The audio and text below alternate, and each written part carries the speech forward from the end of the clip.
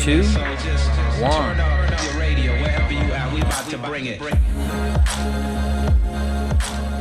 Hello, and welcome back to Living Color with Matt Woodward. It feels good to be back in here on this Friday afternoon, recording this on a Friday, April 24th, the day after the first round of the NFL draft last night.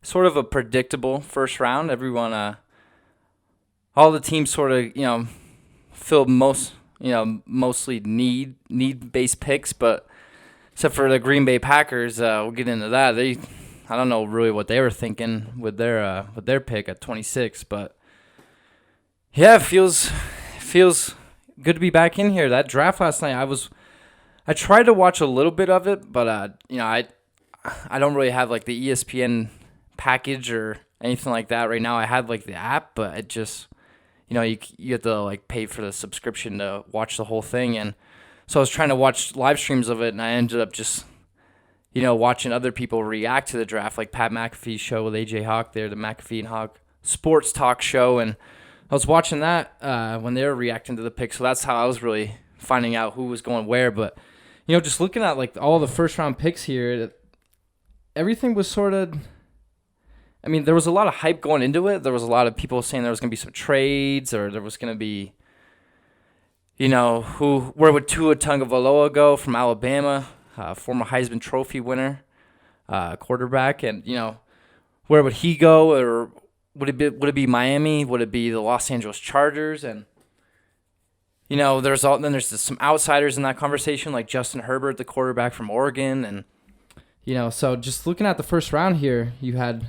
Obviously, Joe Burrow, the Ohio kid from Athens, Ohio, going to the Cincinnati Bengals at number 1. Cincinnati is, if you're a football fan, you kind of know it's sort of a franchise you don't really want to go to. But at the same time, they have won some games in recent history. They haven't won any playoff games in recent history, in decades at this point. But they've gone there before with Marvin Lewis, and I'm not sure they're going to do it with second-year coach Zach Taylor, what would be second year. It seems like they took a step in the way wrong direction. But it was that was a predictable pick. Joe Burrow had an incredible season at LSU. Won the Heisman Trophy, won the national championship, and some say he had the best quarterback season ever in college football. And so it makes sense that he would go number 1, especially being an Ohio kid to Cincinnati. And, they really need anything at this point to sort of build their franchise around, So look at the rest of them. Chase Young, pick number 2 to Washington Redskins. That makes a lot of sense. He's a tremendous player. There's always, it seems like every year when you're getting close to the NFL draft, you hear like the terms like generational player. That seems to come around every year where these like experts, I don't want to say like Mel Kiper because he doesn't really throw that term around a lot, but a lot of the mock draft experts try to throw out the term generational talent every year. But I think Chase Young is actually one of them because he really disrupts all phases of the game, and he's just a beast on the outside. And Ohio State, they've had a few of those in the past few years with the Bosa brothers there, Nick and Joey Bosa, and now Chase Young going to Washington. I think it's a great pick for Washington. Pick 3, Detroit Lions with Jeffrey Okudah. I think he's going to be a great pick. They need to really fill that cornerback need once they traded him to the Philadelphia Eagles. And Okudah is going to be a great player. There's no doubt about that. So I think that's a good pick for Detroit. At the same time, I was thinking originally that maybe they would try to look for their replacement with Matthew Stafford, especially coming off of like a broken back, essentially. It kind of seemed like maybe this would be with so many first round QBs being projected in the first round, I should say. Like maybe this would be the year that they might go in a direction where they might try to look for Matthew Stafford's replacement, even though he's still getting paid a lot of money, one of the higher paid quarterbacks in the league, and he has been. But it just seemed like maybe Tua at number 3, and then all of a sudden you started hearing weeks out from the draft that they're not really interested in any quarterback, and they're actually trying to trade out of that position. And I'm sure Detroit fans didn't really like hearing that talk because, there's so many needs for that team. They have so many needs for years. It seems like because they haven't really made any runs. I think the closest they've even gotten to a playoff run was when they were playing in Dallas a couple years ago in the playoffs. And even still, it was like a close game. But they just at the end of the day, you just don't expect Detroit to pull that out. So looking at the rest of the top 5, you have Andrew Thomas, tackle for Georgia, going the Giants. I love that pick. I think it's a great pick for the G-men. You get Thomas. He's a solid tackle. And he really helps out providing Daniel Jones with that extra protection and, helps out the run game, obviously, for Saquon Barkley. And, at the same time, it is a little the Giants weren't going to draft a receiver or anything like that or draft a quarterback. But, the tackle is never a sexy top 5 pick or a top 10 pick. But this year there was a bunch of them, and Thomas was the first one off the board. And right after Andrew Thomas at 4, at 5 there was Tua to the Miami Dolphins, and I thought that was a tremendous pick. Obviously, you always heard the term tanking for Tua with Miami for a couple of years, and maybe they were, maybe they weren't, and they were also kind of throwing around speculation that they were more interested in Justin Herbert leading up to the draft in the last week or two. You're kind of hearing that talk a lot, but. At the end of the day, Tua, he was such a perfect fit for Miami. It just makes so much sense. And they weren't done from there. They had 3 first-round picks last night, so they really stockpiled. And going right after Tua, number 6, the Los Angeles Chargers, Justin Herbert, the Oregon quarterback there. I like that pick too because LA, they needed a quarterback. They kind of need someone to build the franchise around, just like all these franchises in the top 10 that need a quarterback. They need someone to build around, and Justin Herbert, I think he could be that guy. I don't know if he's going to be that guy his rookie year. They might, throw him into the fire just to see what he can provide, but it's a great pick. They got their franchise quarterback, or what they presume is their franchise quarterback, and he's athletic, he has great size, he has the good arm. It's really what he has all the traits you really look for in that franchise quarterback, so I love that pick, and then you just go from there. Derek Brown to the Carolina Panthers at 7.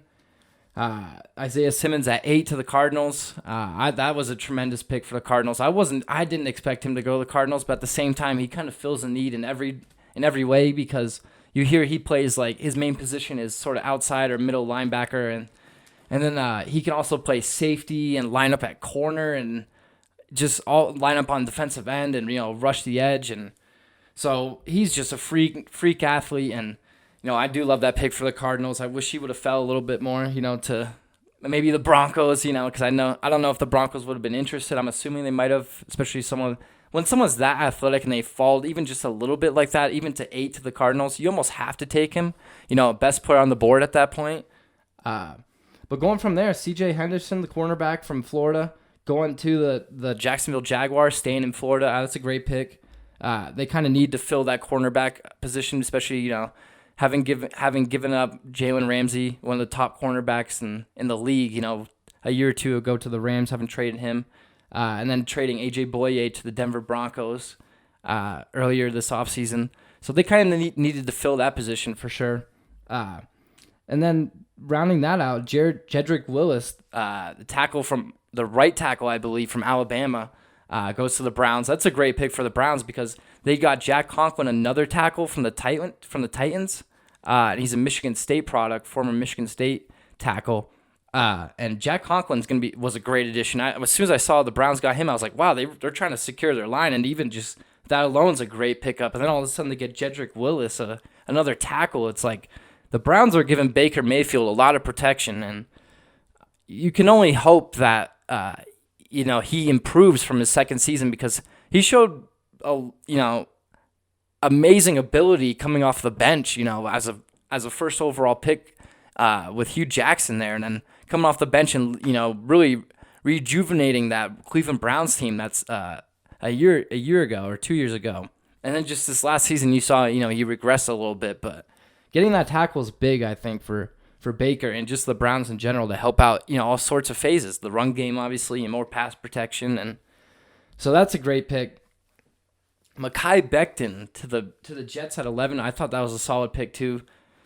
He's just a beast. You just watched his tape. He was a sort of a late bloomer, I guess you'd say, ever since a little bit before the Combine in Indy. in February, I believe. And, right after that, once people saw him at the combine and then saw his tape, he really just started, skyrocketing up draft boards and mock drafts. So I think it's a great pick for the Jets. They give Sam Darnold that, that left tackle, that solid franchise left tackle, hopefully, or that they would hope for. And then you just go from there. The surprise pick is here at 12 to the Raiders. Henry Ruggs, the third from Alabama, the wide receiver from Alabama. That was a surprise pick for me because he's a great player. He's a burner. He can fly. I think he ran a 4.3 or 4.28, something like that, at the combine. And he's sort of what Gruden and like what Al Davis and the Raiders love. They love those speedsters, with good size, 6'6", 6'2" in that range where they can under 4.3, around 4.3. They love those burners. So when a guy like Ruggs is on the board, and it almost puts the Raiders in like a difficult position because they almost have like that mold at this point where, when it's like that Darius Hayward-Bay, from years ago where he was a top 10 wide receiver draft pick and he really wasn't expected to be there, but, or to be taken in that position. But the Raiders, he had speed, he has size, athleticism, so, he kind of fits everything that you would kind of hope for in a prototypical number one wide receiver. And so I'm assuming that's what Mike Mayock, the GM of the Raiders, and John Gruden, the head coach, I'm assuming that's what they see in Ruggs, is that like that guy who has the size, like 6'2", 190, I believe, somewhere around there, and then he runs like 4.3. They're like, he has the size and speed. That's perfect. That's what we need. It doesn't matter that he might have not been, the number one wide receiver at Alabama like Jerry Jeudy might have been, even though Jerry Jeudy had some minor injury concerns in the last couple weeks leading up to the draft here, just with like a meniscus, I believe. But it didn't really make sense. I mean, it makes sense for the Raiders because like I said, he fits their mold, but it doesn't really make sense. And I don't know. I just feel like CD Lamb at Oklahoma is just a better player in general, And I also believe that Jerry Jeudy's a better wide receiver, which is why I was excited to see him go 15 to the Broncos. I've slowly been becoming a Broncos fan, ever since moving out to Colorado. I grew up a Rams fan because my dad was really a Rams fan, and he just kind of, not to say brainwashed me, but like he just kind of molded me into like a Rams fan, and that like I just eventually loved the Rams. And that was kind of around the time when the Greatest Show on Turf was coming up with Marshall Faulk and Torrey Holt, Isaac Bruce, Orlando Pace and Kurt Warner, all those guys, the whole gang. And it was easy for me to become a Rams fan. And once you start to, I'm only 26 right now, about to be 27 in a month, but once I started to get older a little bit, I've started to develop my own interests and all that, and I still do love the Rams. Would I say they're my favorite NFL team though? I mean, I guess at this point, but I think the Broncos are slowly getting there, and to see the Broncos, draft Jerry Jeudy, having Jerry Jeudy fall to the Broncos at 15 was, I don't want to say the steal of the draft, but it was a spectacular pick, and I can't imagine how pumped John Elway, Drew Lock, the Denver Broncos quarterback, I can't imagine how excited they must be. I mean, I even was like, let's go. As soon as they picked him, it was like, I couldn't believe it. I was like, he fell to 15? Like, the Raiders didn't take him? They took Ruggs? I mean, Ruggs is a solid player, but I don't think he's on Jerry Jeudy's level. I also have to say, though, looking at the rest of the first round here, that right after the Henry Ruggs pick at 12, at 13, is the Tampa Bay Bucks traded up to 13 to draft Tristan Wirfs, the left tackle, I believe, out of Iowa, or he's a tackle out of Iowa. I believe he could play right or left. I'm assuming he can play any position on the line except center. Because his size, I mean, he was a beast. Seeing him jump out of that pool, I mean, just from a standstill in a pool, just jump out of it is incredible. Anybody who can do that at his size is a freak. You never see anything like that. I mean, you might have, but when you see something like that, it's like that's our guy right there. That dude, he's a beast. And you just watched his tape in college, and he was a beast. I mean, he was a projected top 10 pick, and I'm sure once the Bucks saw him fall out of the top 10, and to see that the Jets, grab Becton at 10 or 11, and see it was 11, I believe, right? Yeah, Jets grab Becton at 11, and then right before the Jets, it was Jedrick Willis, the right tackle out of Alabama, going at 10 to the Browns. Once they saw Wirfs fall out of that top 10, 11 range and past the Browns and Jets and the teams that really need a tackle, and before probably the Broncos or teams like that where they're like, we could use a tackle, but it's not our main need right now. I'm sure once they saw that Wirfs was still there at 13, they're like, they were at 16, I believe, the pick behind the Broncos. They're like, we need to get to 13. We're taking Wirfs. It doesn't matter. Like we'll trade up that extra 3 picks to get to Wirfs and get our guy to protect Tom Brady. And it was I think that, to me, that the Judy pick with the Broncos and that Wirfs pick with the Bucks, those are 2 phenomenal picks. I love both of those picks, but Wirfs especially. That, I mean, not only because you give Tom Brady the extra protection, but it helps out in so many phases, and also, like, leading up to the draft, you saw earlier this week was that Tom Brady was reunited with his old future Hall of Famer, probably the best tight end of all time, Rob Gronkowski, being traded to the Tampa Bay Buccaneers for a 4th and a 7th, or no, a 4th round pick, and it was Gronkowski and a 7th round pick being traded to the Bucs. And the Patriots only got a 4th round pick back, and it kind of shows you that Bill Belichick, he does not, he does not let relationships, I guess, get in the way of business. Apparently, to only trade. Granted, Gronkowski did retire for a year, and and he was kind of hinting at maybe coming back, but maybe just kind of staying in, the show business, I guess you could say, with TV, because he was on just so many different channels lately, and it was. I thought it was a spectacular pickup to get Rob Gronkowski just for a 4th round pick. Like, you can't create chemistry like Tom Brady and Rob Gronkowski had in New England, and I think it's going to translate in Tampa Bay, especially with all those weapons. I know they're trying to get rid of O.J. Howard, which is another stud tight end that the Buccaneers have that they've kind of underutilized at this point. But I think getting Rob Gronkowski is a phenomenal pickup, and to add Wirfs to that line, and to give Tom Brady that tackle that he's going to need to make a run at this, I think it's phenomenal. And to keep going, at 17, you had CeeDee Lamb going to the Cowboys. Again, another spectacular pick, especially for the Cowboys. It might not necessarily be a need. I know they lost like Byron Jones in free agency and Travis Frederick, a center, all-pro center, retiring. But to get a guy like CeeDee Lamb at 17, he might be an all-pro one day. Certainly in number 1. And to line him up with Michael Gallup, Amari Cooper, have Zeke in the backfield, maybe Dak Prescott, hopefully if he signs that, franchise tag as a QB, that's a solid team. And CeeDee Lamb, what's he going to be? He's going to be guarded by, the 3rd corner on the opponent's roster. So he's going to tear up opponents' defenses. And I thought it was a spectacular pick. But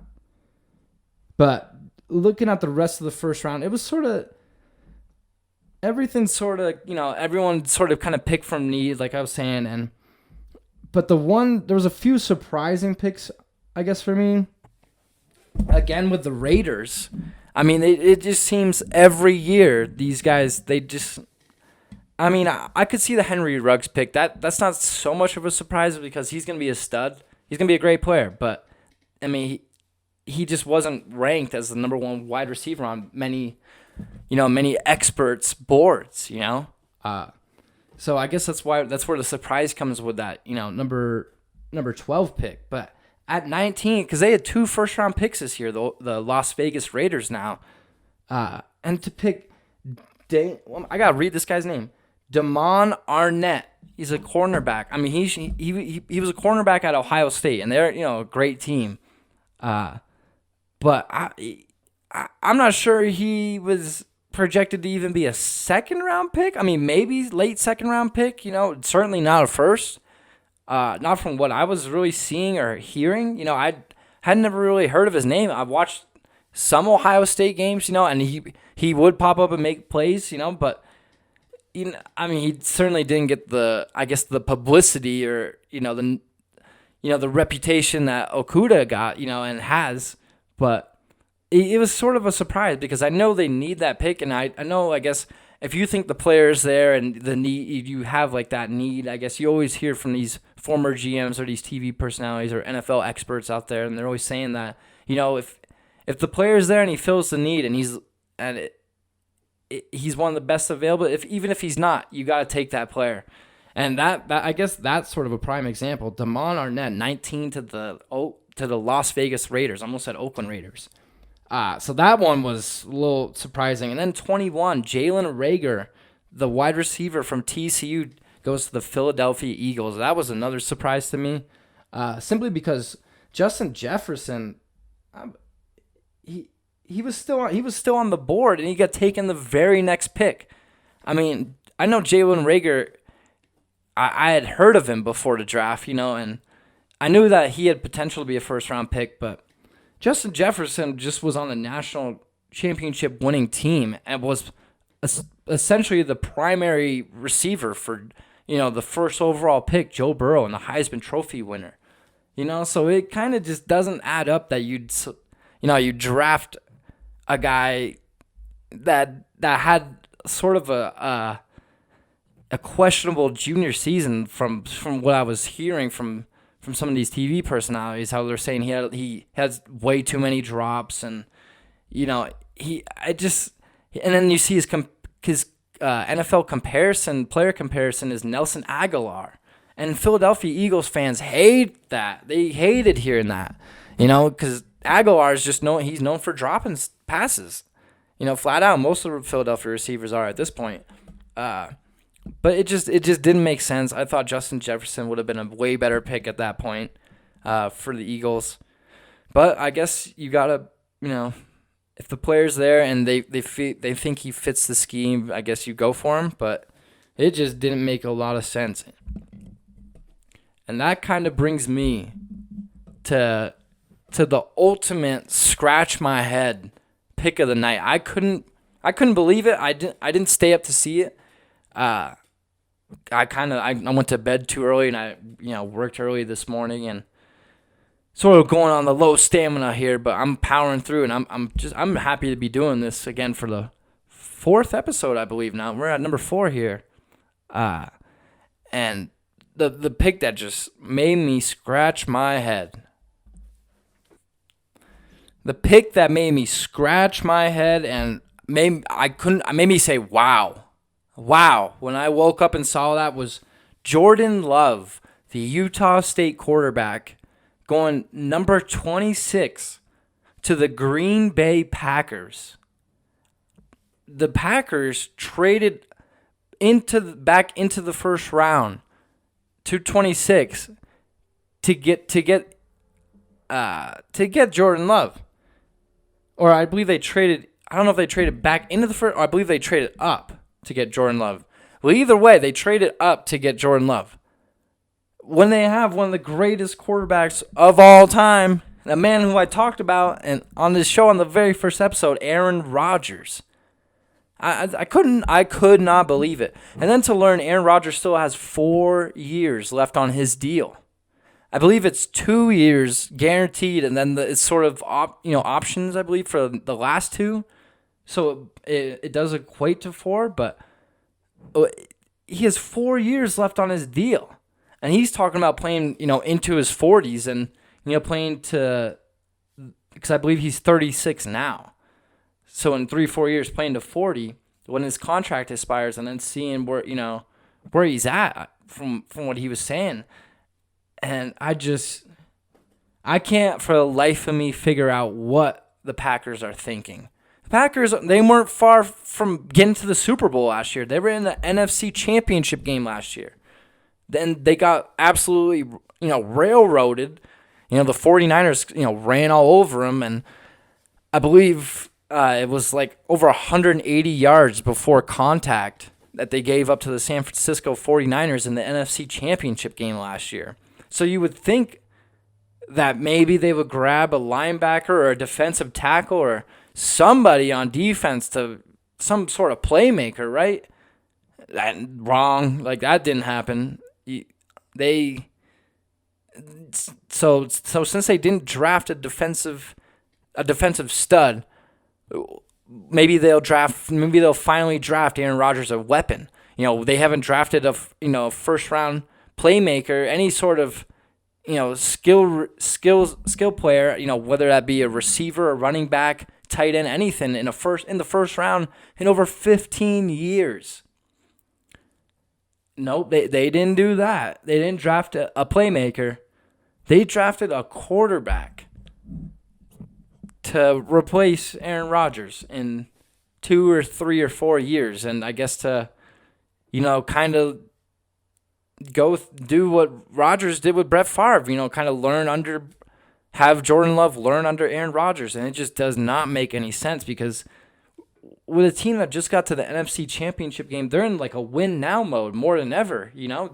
They're thinking they can get right back there, and that they weren't far off from winning in general and winning it all and winning the NFC at least, and they're not even one game away. You're in the game to win the NFC, and all of a sudden now it's almost like you just, and to give up, I believe they gave up a pick in the 100s, so that'd be like a third or a fourth rounder, I think it was, to trade up to get to the spot to pick Jordan Love at 26th.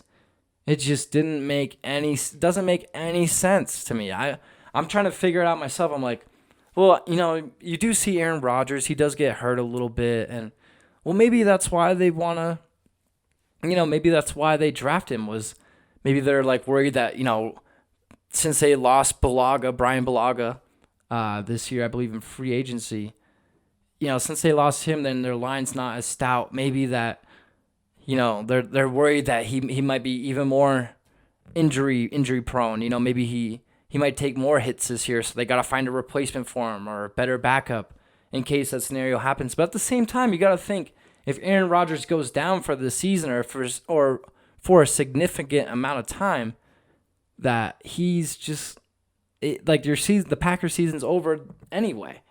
Regardless if they throw a rookie quarterback into the fire, or it just doesn't make any sense to me. I can't figure out what the Packers are doing. And I'm sure, I can't imagine how Aaron Rodgers feels. I'm sure he's more than disheartened. But especially just to see there was 2 linebackers that went right after the Jordan Love pick to the Packers. So it was you almost can't imagine how bad it was. Jordan Brooks, outside linebacker from Texas Tech. He goes to the Seahawks at 27, the pick after the Packers. Then the very next pick, Patrick Quinn, inside linebacker from LSU. And once again, national championship winner. Going 28 to the Ravens. It's just, what are the Packers doing? You just don't know. I can't imagine how Rodgers feels. You know what? It wouldn't put it past. I mean, he's a legend. And he said it many times already that he wants to finish his career in Green Bay. But at the same time, it's almost kind of gotten to the point where they haven't had his best interest in a while. As their main priority.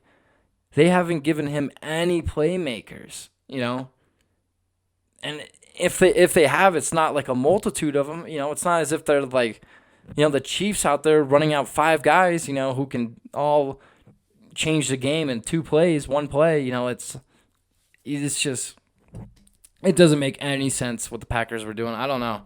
Maybe it makes sense in 2 or 3 years because they just didn't want to lose this guy, and that's kind of what they're kind of spinning it as right now. They just this was the guy, and they found the replacement, but it doesn't make sense to me.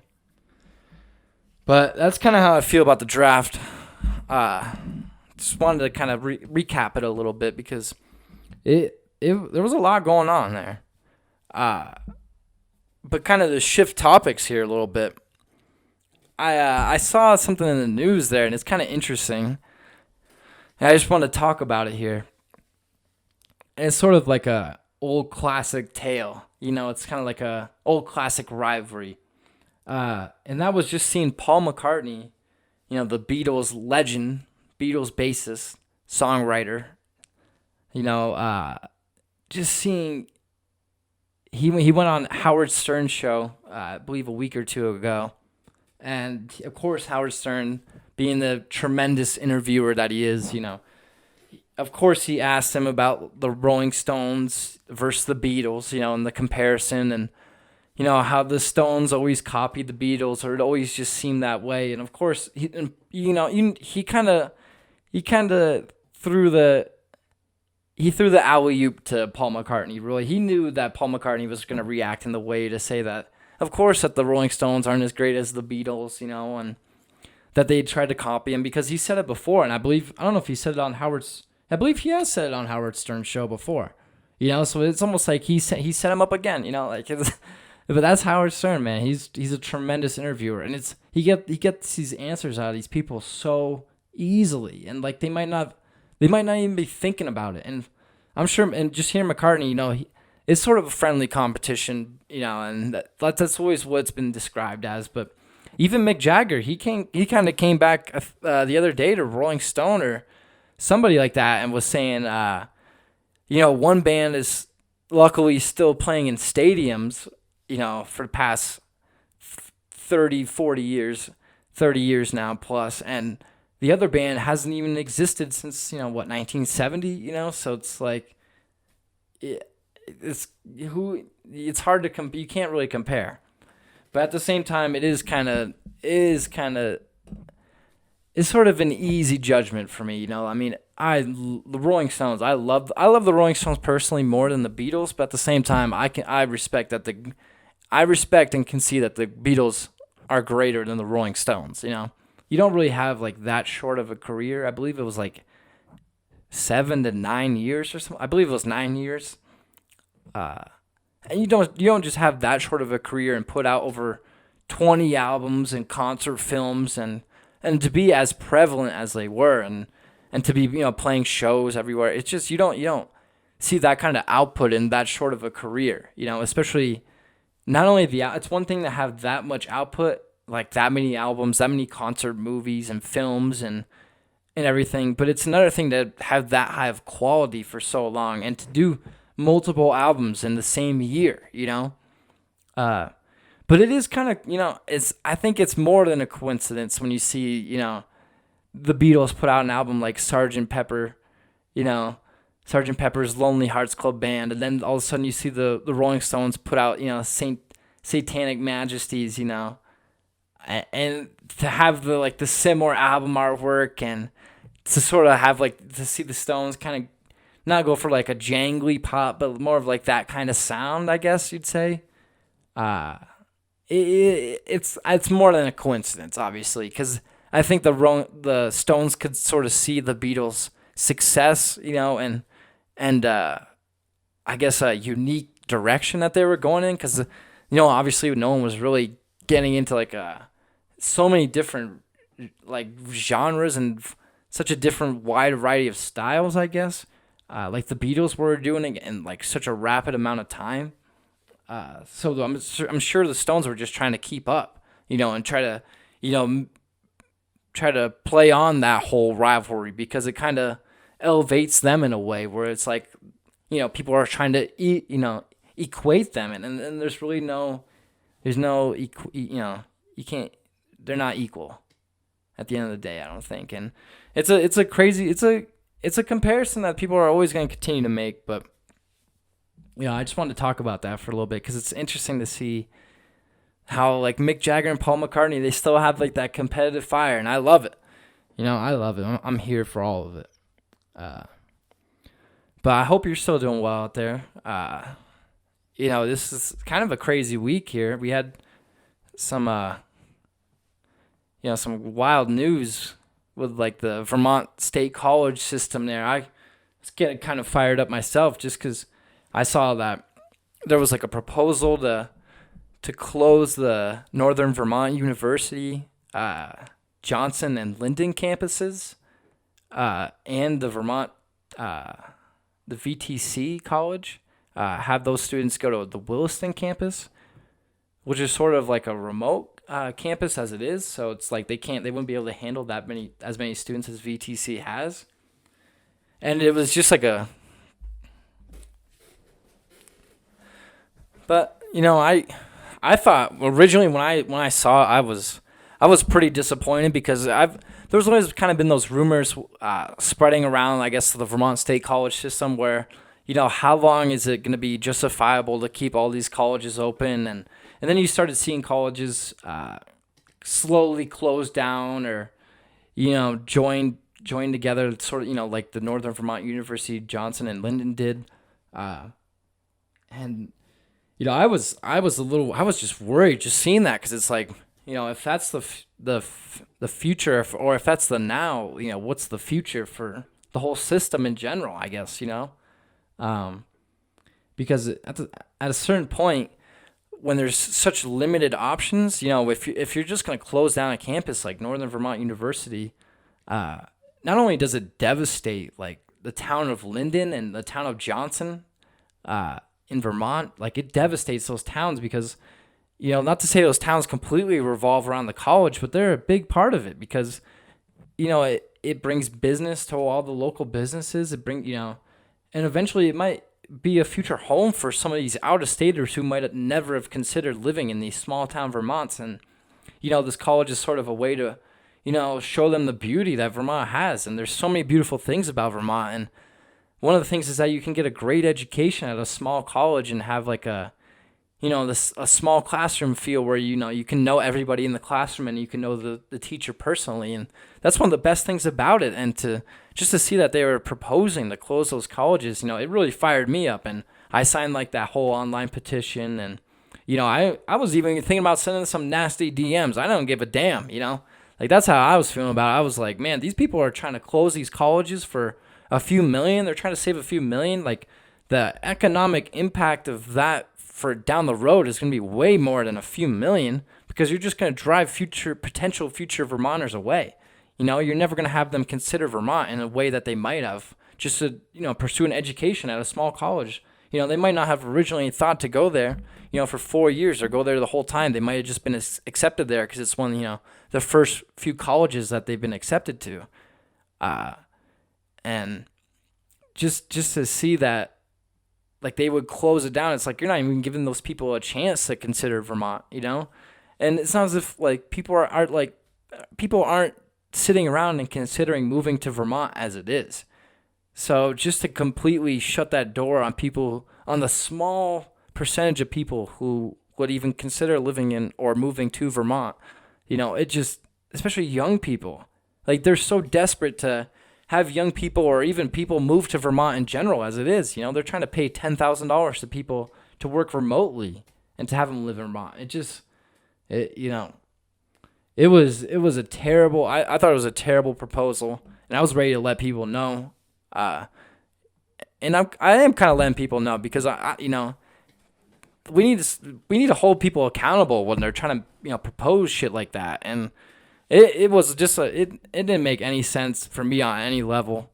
And just the impact I feel like it would have on those people, on so many like past graduates, to like imagine, I feel like if you were a college graduate and you graduated from Linden, or if you graduated from Johnson, which was formerly Johnson State College and Linden State College in Vermont, and then you just drive through Linden, Vermont, or you drive through Johnson, Vermont, and those colleges are closed or those campuses are closed. Like those, what are you gonna? You're just gonna drive by, like those empty buildings, and be like, yeah, that's where I used to go to college there. That's where I went to college, and that was my dorm right there. And I remember doing this here, and these buildings are just empty now.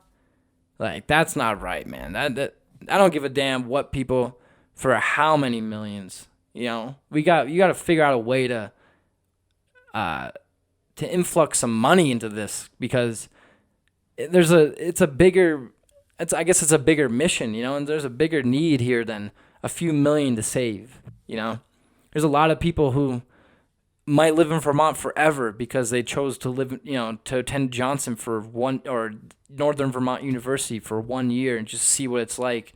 And all of a sudden they fell in love with Vermont and met amazing people and, that they never knew was going to happen, and yeah, like you're just shutting those people out. And I'm so happy that they withdrew the plan, that is the key. That's what I wanted to say, is that they withdrew the plan.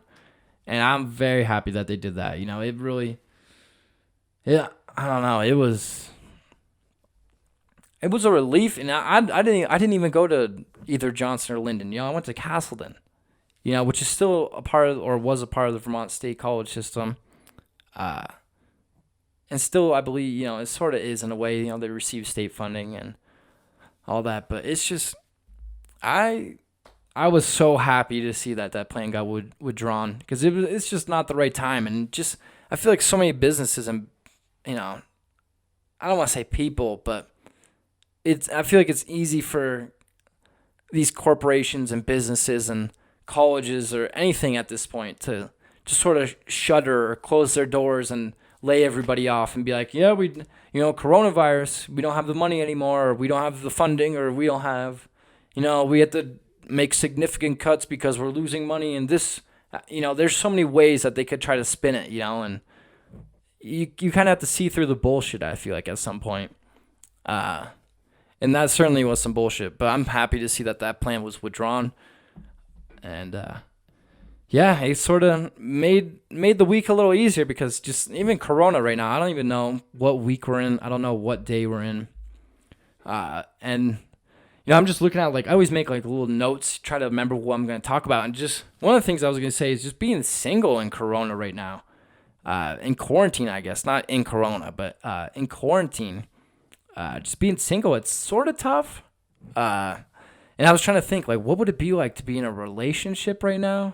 And being quarantined, especially a new relationship. I think it would be tough, obviously, because you probably would be distant, unless you were living together already. Then even still, that might be really tough, because you might not be adjusted, But I was just really trying to think, man, how would it feel to have a girlfriend right now? I don't know. It's so tough, because at the same time, I do get lonely, at times, because I'm just completely here, by myself most of the time. But, I think it could be worse, because at the same time, I have such a routine, and such a rhythm about my days and what I want to do. And there's so many things, and I feel like, to have to sort of put everything off or to the side, or have to rely or depend on someone else would sort of make it a lot harder and a lot more difficult, at least for me personally. It'd be it would be tough. It'd be I don't know if I could do it. There'd be certain, you got to work through it, obviously. But I was also thinking, man, if these couples, if they last through quarantine together, I think we're already in week 6, so maybe a month and a half or so, sort of getting around that mark. If these couples last, they might as well just get married at this point. It is incredible if you last through quarantine together. I can't even imagine, because that's a month and a half basically every day where you can't really go anywhere. You can't really get your alone time or just get your thoughts to yourself. Maybe you can. And I think that's one of the keys, probably. I'm sure that's one of the things that's building or, helping strengthen some relationships out there, is that some people probably have a certain built-in schedule, or a certain room or a place to go, or, a certain thing to do where they can, get their own space or their own time to themselves. And, I'm sure that's also getting through this, it strengthens the relationship, so I'm hoping that's the case for you out there. As for me, I'm just sitting here just vibing solo, completely by myself. I'm not minding it. It's not bad. I think it's, it's kind of tough because you can't do anything, obviously, but I think it could be a lot worse, though, especially with the setting I have now. But yeah, I'm happy to have gotten this 4th episode in the books here. I'm trying to get this set up on the going more. This is kind of where I was hoping to do the whole show from, but I'm trying to get more. I'm not obviously trying to have white walls here for the whole show. I'm trying to make it look good. I want to have like graphics on the side, so that'll all come in time. But we're just trying to do episodes one by one, and that's all that matters. But I'm happy to talk to you guys again, and happy to sort of check in on you.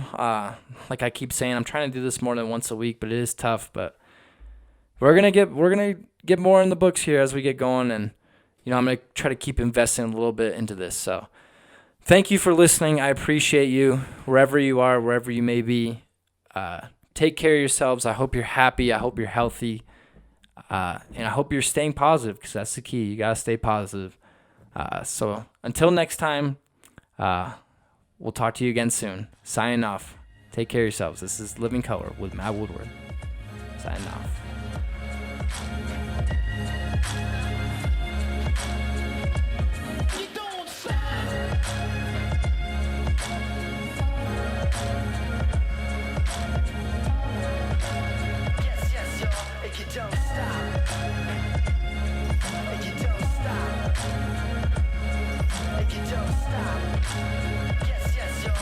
Don't stop.